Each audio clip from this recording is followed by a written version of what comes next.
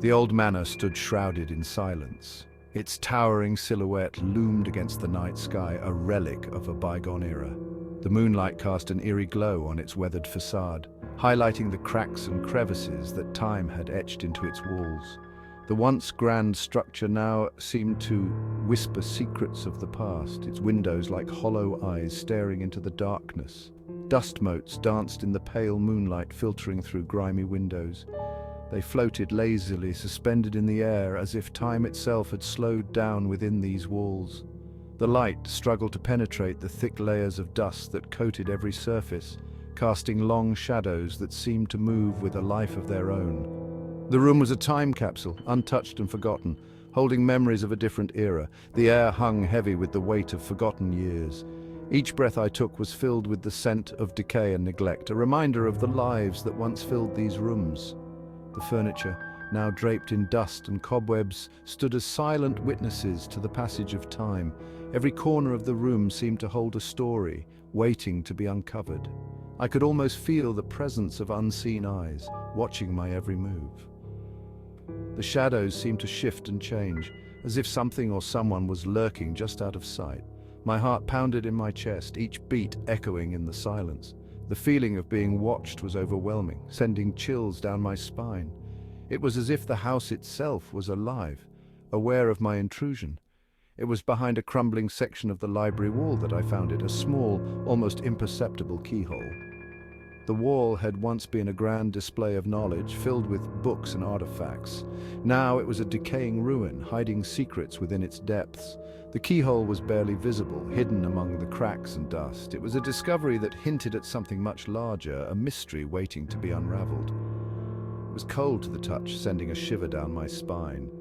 The metal was smooth and unyielding, a stark contrast to the crumbling wall around it.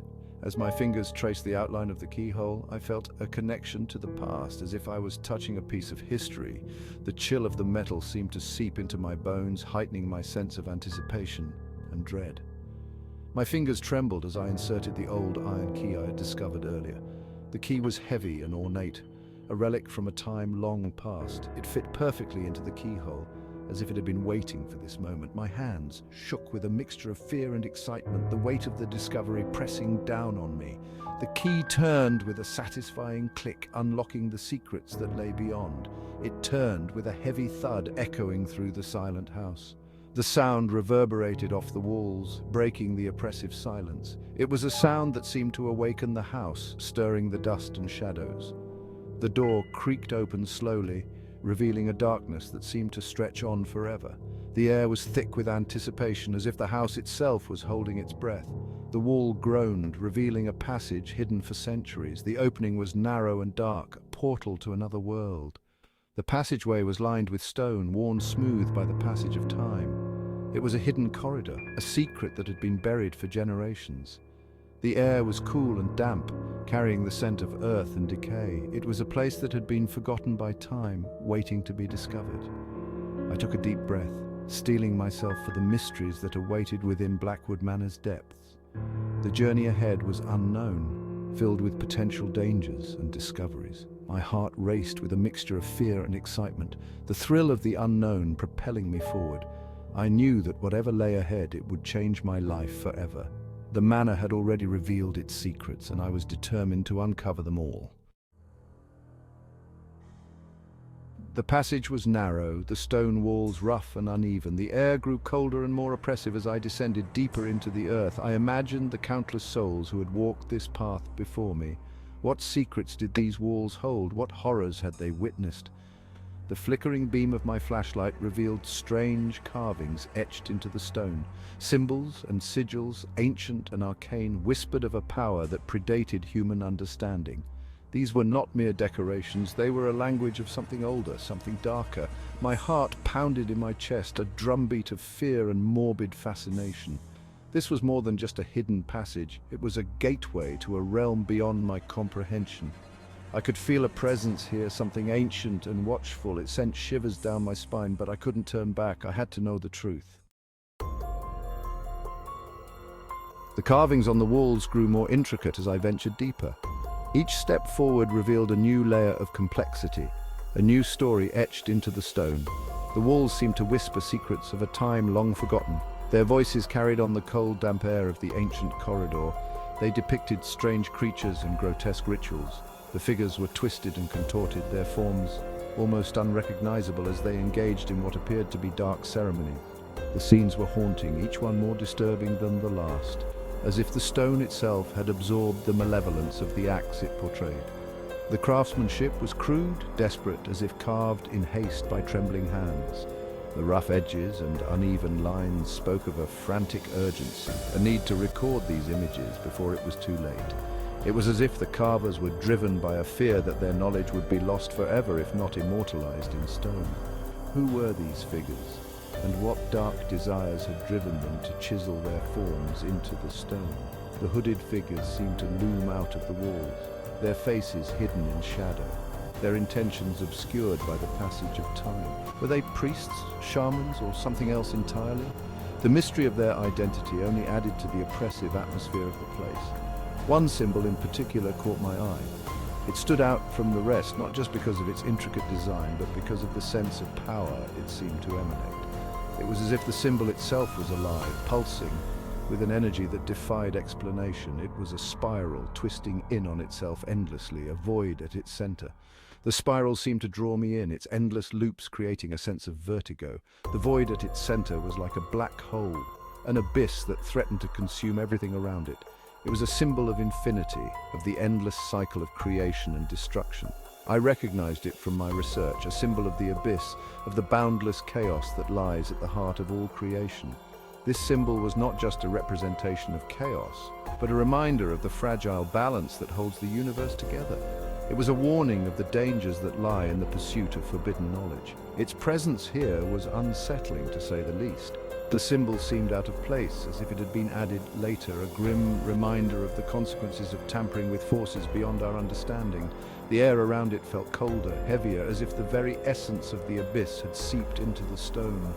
These symbols spoke of a power that defied explanation, a power that the Blackwood family had sought to harness or perhaps to contain. The carvings told a story of ambition and hubris, of a family that had delved too deeply into the mysteries of the universe. Their quest for power had led them down a dark path, one that had ultimately ended in disaster. Whatever their intentions, the results were clearly disastrous. The walls bore the scars of their folly, the carvings damaged and worn by the passage of time. It was as if the stone itself had rebelled against the knowledge it held, the symbols eroding and fading as a testament to the failure of the Blackwood family. The weight of their folly pressed down on me, heavy and suffocating. The air was thick with the remnants of their ambition, the oppressive atmosphere a constant reminder of the dangers of seeking power at any cost. As I stood there surrounded by the symbols of their downfall, I couldn't help but feel a sense of dread, a fear that their mistakes might one day be repeated. The passage opened into a small rectangular chamber. The walls seemed to close in, creating an oppressive atmosphere that made it hard to breathe. The dim light barely illuminated the room, casting eerie shadows that danced on the ancient stone walls. The air was thick with the smell of decay and something else, something acrid and metallic. It was as if the room itself had absorbed the essence of countless years of neglect and dark secrets. The metallic tang in the air hinted at old blood, rust, and perhaps something more sinister. Dust lay thick on every surface, undisturbed for what seemed like centuries. Each step I took stirred up tiny clouds of dust, which hung in the air like ghostly apparitions. The silence was almost deafening, broken only by the faint sound of my own breathing and the occasional creak of the ancient floorboards.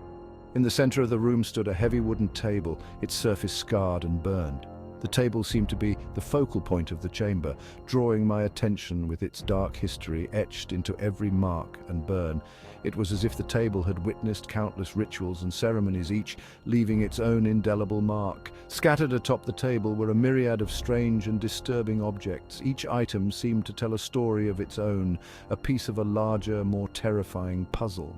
There were objects that defied explanation, their purpose lost to time and shrouded in mystery. There were rusted chains, vials filled with unidentifiable powders, and pieces of bone carved with the same disturbing symbols that adorned the passage walls. The symbols seemed to pulse with a malevolent energy, as if they were alive and watching me.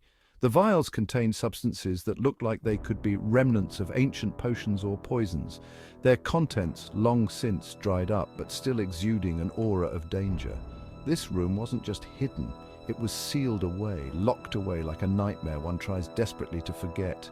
The heavy door that had once concealed this chamber was now ajar, as if inviting me to uncover the horrors that lay within.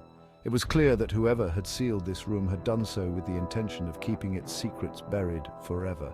The room felt heavy, burdened by the weight of unspeakable acts. The very air seemed to vibrate with the echoes of past horrors, each one adding to the oppressive atmosphere. It was as if the room itself was alive, a sentient being that had absorbed the darkness of its history and now radiated it back out. It was a place of secrets, of rituals conducted under the veil of darkness. The chamber seemed to be a sanctuary for those who practiced forbidden arts, a place where the boundaries between the living and the dead were blurred. The very walls seemed to whisper of the dark deeds that had been performed here, their voices lost to time but still echoing in the silence. A cold dread crept up my spine, whispering that some things are best left buried. The feeling was almost palpable, a physical sensation that made my skin crawl and my heart race. It was as if the room itself was warning me to turn back, to leave its secrets undisturbed. But curiosity, like a relentless tide, pulled me further into the abyss. Despite the overwhelming sense of dread, I found myself unable to turn away. Each step deeper into the chamber felt like a step further into the unknown, a journey into the darkest corners of human history and the mysteries that lay hidden there.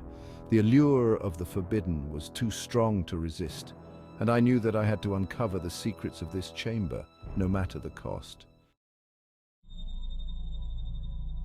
On a shelf, I discovered an ancient leather-bound book. Its pages were filled with cryptic symbols and disturbing illustrations. The language was unfamiliar, but the images were clear: sacrifices, invocations, and monstrous entities from beyond the veil of reality. It was a terrifying glimpse into the Blackwood family's descent into madness. The illustrations pulsed with a dark energy.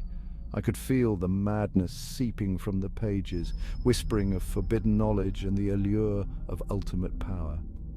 The Blackwood family hadn't just stumbled upon this knowledge, they had embraced it, pursued it with a fervor bordering on obsession. This book was a testament to their hubris, their arrogance in believing they could control forces beyond their comprehension. As I turned the brittle pages, I felt a growing sense of dread. What had become of the Blackwoods? What price had they paid for their pursuit of the unknown?